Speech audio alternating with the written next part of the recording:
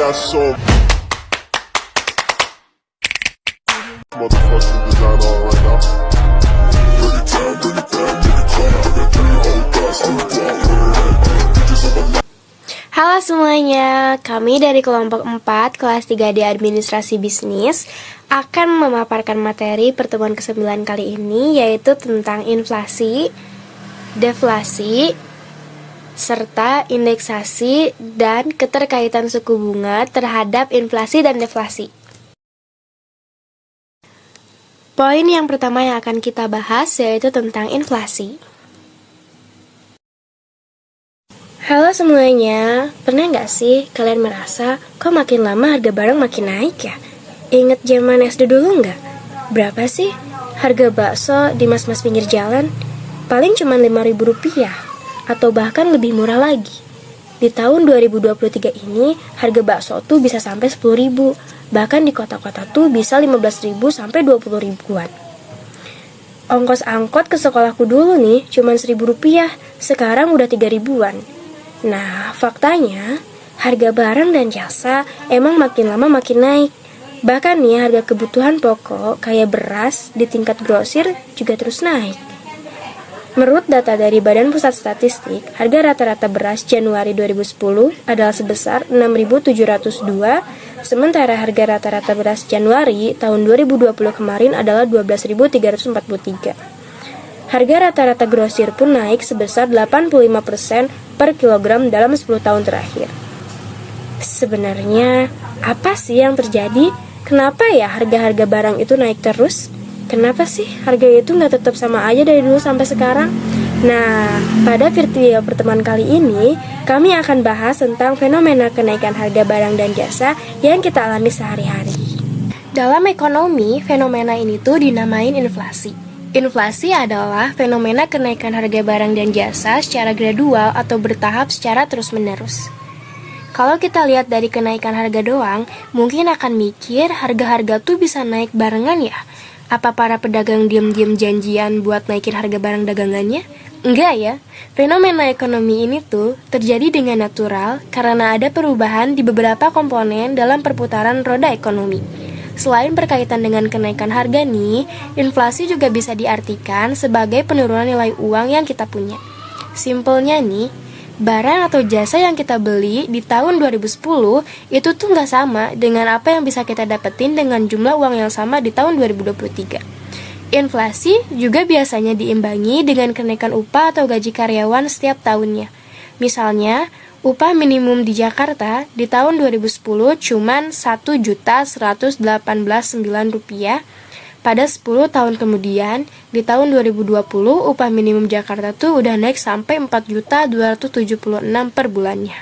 Banyak orang yang salah mengartikan bahwa harga barang setiap tahun ini adalah cermin dari ekonomi yang buruk. Padahal sebetulnya enggak juga. Dalam konteks inflasi ini, gak cuma Indonesia doang yang mengalami inflasi, negara lain juga mengalami inflasi, dan bisa dibilang fenomena inflasi ini tuh wajar dan umum terjadi. Bahkan nih, di negara-negara yang dianggap paling maju dari segi ekonominya, kayak Jerman, Amerika, Jepang, Singapura, dan lain-lain juga mengalami inflasi. Inflasi ini tuh biasanya di Indonesia dinyatakan dalam bentuk persentase. Di Indonesia, dirilis oleh Badan Pusat Statistik. Jadi, BPS tuh akan memonitor pergerakan harga barang dan jasa setiap bulannya. Yang dimonitor tuh macam-macam ya, mulai dari harga kebutuhan pokok, perumahan, listrik, pendidikan, kesehatan, transportasi, bahan bakar, sampai rekreasi. Nanti nih, BPS juga yang akan ngolah datanya sampai didapat berapa sih angka inflasi di Indonesia. Kita sebagai masyarakat bisa nih ngelihat angka inflasi yang dirilis oleh BPS tersebut di website BPS ataupun di website Bank Indonesia. Selanjutnya ada jenis-jenis inflasi. Yang pertama ada inflasi ringan.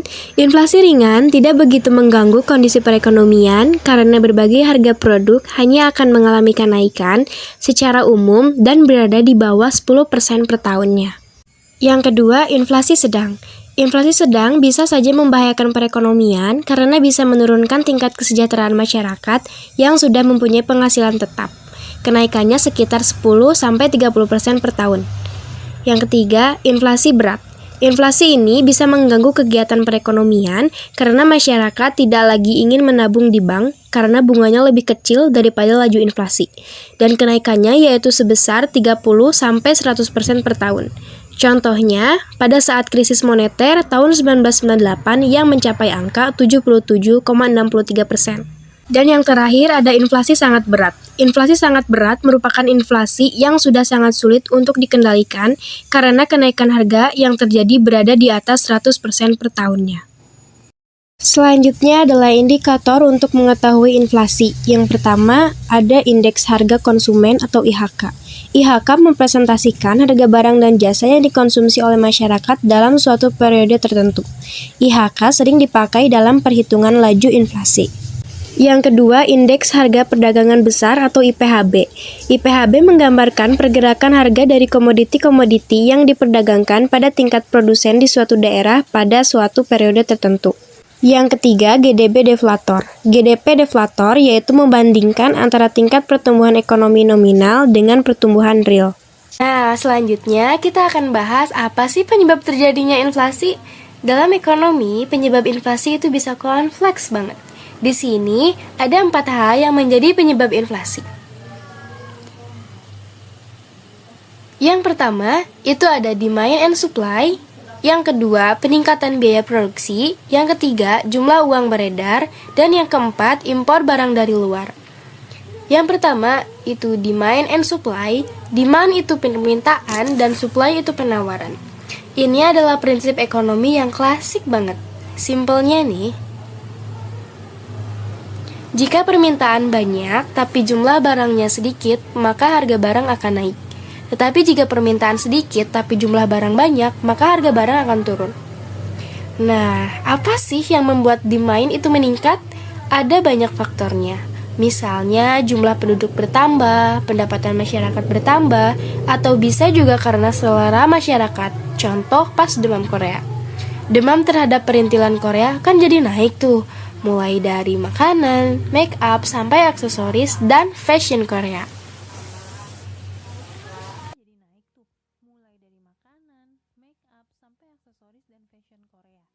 Yang kedua, itu ada meningkatnya biaya produksi. Barang-barang yang kita pakai sehari-hari itu kan diproduksi oleh perusahaan ataupun home industry.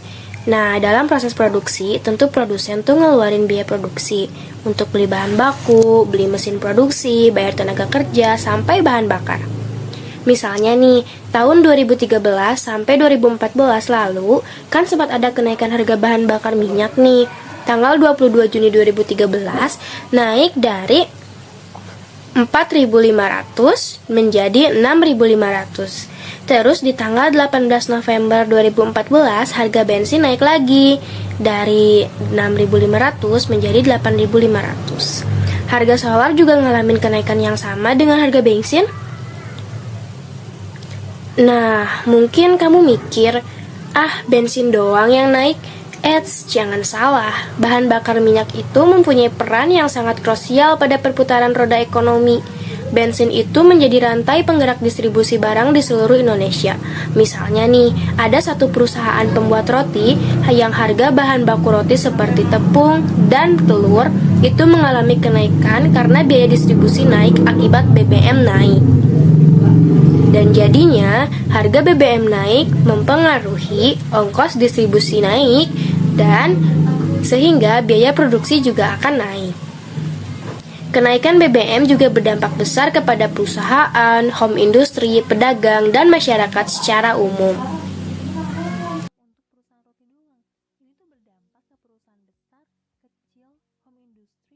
Selanjutnya yang menjadi penyebab inflasi adalah jumlah uang beredar.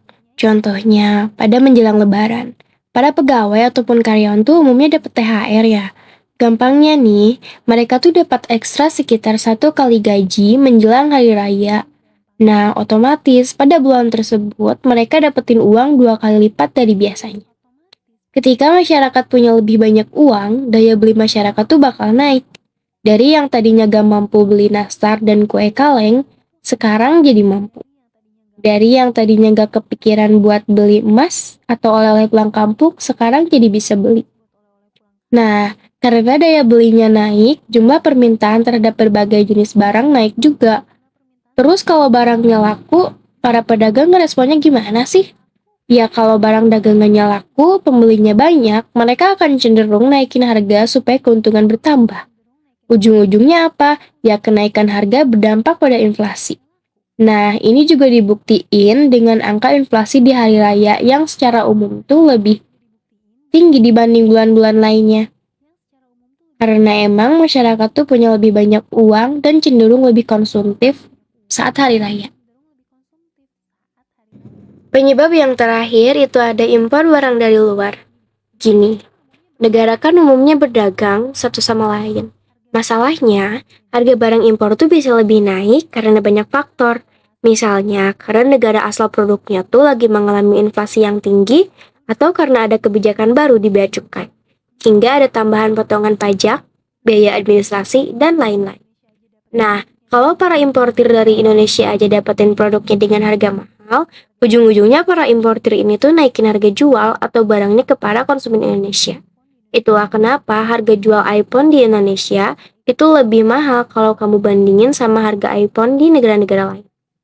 Singkatnya sih, inflasi ini tuh bukan cuma disebabin sama kondisi di dalam negeri doang, tapi inflasi juga terjadi karena pengaruh dari luar negeri. Lalu, bagaimana sih cara mengatasi inflasi? Cara yang pertama yaitu dengan kebijakan moneter. Dengan kebijakan moneter, maka akan berlaku sebuah kebijakan yang bernama politik diskonto. Politik diskonto ialah kebijakan yang dikeluarkan oleh bank sentral. Kebijakan tersebut dilakukan untuk mengurangi atau bahkan menambah jumlah uang yang beredar. Caranya dengan menurunkan atau menaikkan suku bunga bank. Yang kedua itu dengan kebijakan fiskal. Contoh pemerintah mengatasi inflasi melalui kebijakan fiskal yaitu pertama sistem perpajakan, yang kedua politik anggaran, dan yang ketiga yaitu pinjaman pemerintah. Cara yang ketiga yaitu dengan kebijakan non-moneter dan non-fiskal. Kebijakan non-moneter dan non-fiskal ialah kebijakan pemerintah dalam menekan laju inflasi tanpa mempengaruhi jumlah peredaran uang di masyarakat maupun pendapatan dan pengeluaran negara. Contohnya, peningkatan produksi dan peningkatan jumlah barang di pasaran. Laju inflasi atau rumus laju inflasi yaitu IHK sekarang dikurang IHK sebelumnya dan dibagi IHK sekarang dikalikan 100%. Contoh kasus, pada tahun 2015, harga BBM Pertalite per liternya adalah sebesar Rp7.650. Pada tahun 2023, terjadi kenaikan harga di pasaran, sehingga BBM Pertalite dijual senilai Rp10.000. Berdasarkan data harga tersebut, bagaimana cara menghitung laju inflasi dari harga BBM Pertalite yang mengalami kenaikan dalam kurun waktu 8 tahun? Penyelesaian laju inflasi. Jadi IHK sekarang dikurang IHK sebelumnya dan dibagikan IHK sekarang dikalikan 100%. Jadi 10.000 dikurang Rp7.650 yaitu Rp2.350 dan dibagi IHK sekarang yaitu Rp10.000 dikalikan 100%. Jadi Rp2.350 dibagi 10.000 adalah 0,235 dikalikan 100% dan hasilnya 23,5%. Rata-rata kenaikan inflasi per tahun atau laju inflasi dibagi selisih periode, dan rata-rata kenaikan inflasi per tahun 23,5% dibagi 8. Rata-rata kenaikan inflasi per tahun adalah 2,9%. Jadi, berdasarkan perhitungan di atas, laju inflasi BBM Pertalite dari tahun 2015 sampai 2023 adalah sebesar 23,5%. Lalu, rata-rata kenaikan inflasi per tahunnya adalah 2,9%. Dengan begitu, BBM Pertalite dianggap memiliki kenaikan inflasi yang tergolong ringan, sebab dalam kurun waktu 8 tahun. Total kenaikannya tidak lebih dari 10%.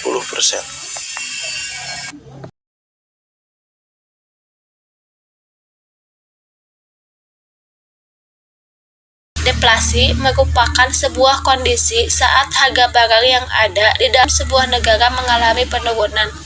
Penurunan harga barang-barang tersebut bisa terjadi secara periodik, langsung maupun bersamaan. Hal tersebut tentu memiliki pengaruh di bidang ekonomi. Selanjutnya, jenis-jenis deflasi. Yang pertama, deflasi strategis. Secara umum, deflasi strategis terjadi ketika harga komoditas di pasar tidak menentu, dan pemerintah perlu mengurangi porsi konsumsi publik untuk mengimbanginya. Namun, jika kebijakan ini gagal, justru akan menyebabkan harga komoditas turun, sehingga menyebabkan konsumsi masyarakat meningkat. Kemudian, kondisi perekonomian negara tersebut tidak akan stabil. Deflasi yang terus-menerus terjadi akan melumpuhkan aktivitas, terutama pada sektor industri dan manufaktur. Yang kedua, deflasi sirkulasi. Deflasi sirkulasi ini dapat disebabkan karena kondisi yang tidak stabil di dalam sebuah kondisi perekonomian. Deflasi ini akan berlangsung dalam transisi kondisi ekonomi yang stabil menuju ekonomi merosot. Hal itu akan membuat kondisi menjadi meresahkan. Deflasi sirkulasi akan muncul karena konsumsi serta daya produksi yang ada di dalam negara tidak menunjukkan sebuah keseimbangan. Hal itu akan menyebabkan harga-harga produk mengalami penurunan. Selanjutnya ada penyebab deflasi. Yang ke-1, banyaknya produk serupa. Produk serupa hadir karena persaingan. Produk atau jasa yang diproduksi akan dibuat sedemikian rupa untuk merebut hati para konsumen. Dalam hal ini, para perusahaan akan menempuh jalan dengan menekan harga menjadi rendah. Hal itu dilakukan supaya memenangkan persaingan antar perusahaan. Dan yang kedua, ada permintaan hasil produksi menurun. Jika permintaan turun, penawaran harus turun atau harga akan turun. Demikian pula jika penawaran meningkat, harga akan turun kecuali permintaan juga naik. Dan kenaikan permintaan harus dipenuhi dengan kenaikan pasokan untuk menghindari kenaikan harga. Dan yang ketiga, ada peredaran uang yang menurun. Penurunan sejumlah uang yang beredar rupanya dapat mengakibatkan terjadinya deflasi. Hal ini dikarenakan ada banyaknya orang yang saling berlomba untuk mendapatkan bunga simpanan tinggi dari bank. Masyarakat tentu akan menyimpannya uang di bank secara persamaan. Hal tersebut akan membuat peredaran uang menjadi berkurang bahkan menjadi langka. Cara mengatasi deflasi. Yang pertama, melalui adanya kebijakan moneter tersebut, maka akan berlaku sebuah kebijakan yang bernama politik diskonto. Politik diskonto adalah kebijakan yang dikeluarkan oleh Bank Sentral. Kebijakan tersebut dilakukan untuk mengurangi atau bahkan menambah jumlah uang yang beredar. Caranya yaitu dengan menurunkan atau menaikkan suku bunga bank. Yang kedua, caranya adalah dengan memperbaharui pengeluaran dan penerimaan yang ada. Ketiga, di dalam sebuah kebijakan non-moneter akan ada beberapa langkah penting, yaitu langkah tersebut akan membuat jumlah uang yang beredar di masyarakat menjadi meningkat. Keempat, melalui hal ini, maka jumlah uang yang beredar akan bertambah di masyarakat. Masyarakat tentu akan memilih untuk memegang kembali uang mereka sendiri dibandingkan menyimpannya di bank.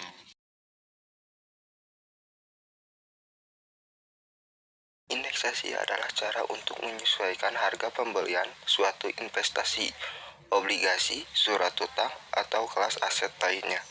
Sedemikian rupa sehingga memperhitungkan pengaruh inflasi selama jangka waktu investasi, dan oleh karena itu, keuntungan modal atas investasi diturunkan dan penghasilan kena pajak berkurang. Baik, untuk yang ke-1, metode yang sangat penting yang digunakan setiap pemerintah atau perusahaan untuk menghitung nilai aset atau barang dengan menggunakan inflasi sebagai faktor. Kedua, sebagai patokan pemantauan upah pada saat ekonomi sedang melewati inflasi tinggi. Ketiga, indeksasi tidak hanya dengan memainkan perannya dalam menentukan hanya indeks harga suatu aset atau barang, tetapi juga sebagai apa indeks harga konsumen dan apa indeks tingkat kepercayaan antara bisnis dan konsumen. Untuk yang keempat, digunakan untuk menyesuaikan inflasi atau biaya hidup atau harga di antara berbagai wilayah geografis secara keseluruhan. Keterkaitan suku bunga terhadap inflasi. Suku bunga diberlakukan pada pinjaman. Sebab itu, suku bunga memiliki peran penting dalam industri perbankan. Secara umum, tingkat suku bunga pinjaman ditentukan oleh bank sentral sebagai pemegang otoritas tertinggi pada industri perbankan. Meski demikian, setiap bank umum secara khusus memiliki kewenangan untuk menentukan tingkat suku bunga pinjaman, tetapi tidak boleh lebih dari suku bunga yang telah ditetapkan oleh bank sentral. Bank sentral memiliki seperangkat kebijakan yang mampu mempengaruhi tingkat inflasi guna mengatur stabilitas harga dan pertumbuhan ekonomi. Tak heran karena bank sentral adalah pemegang otoritas tertinggi dalam menentukan kebijakan moneter. Atas kewenangan tersebut, bank sentral juga dapat memanipulasi suku bunga jangka pendek untuk mempengaruhi tingkat inflasi dalam perekonomian. Ketika suku bunga naik, permintaan terhadap pinjaman menurun karena masyarakat lebih memilih untuk menabung sebab tingkat pengembalian dari tabungan lebih tinggi. Hal ini secara lebih lanjut akan berimbas pada setiap sedikitnya jumlah uang yang dibelanjakan, sehingga berakibat pada melambatnya perekonomian dan inflasi menurun. Kenaikan suku bunga simpanan tersebut akan menyerap lebih banyak uang yang beredar. Dalam teori ekonomi, jumlah uang beredar akan mempengaruhi inflasi. Semakin banyak uang yang beredar, maka inflasi semakin tinggi. Sebaliknya, ketika jumlah uang yang beredar mengalami penurunan, maka inflasi juga akan turun. Itu dia pemaparan materi dari kelompok kami. Sekian dan terima kasih.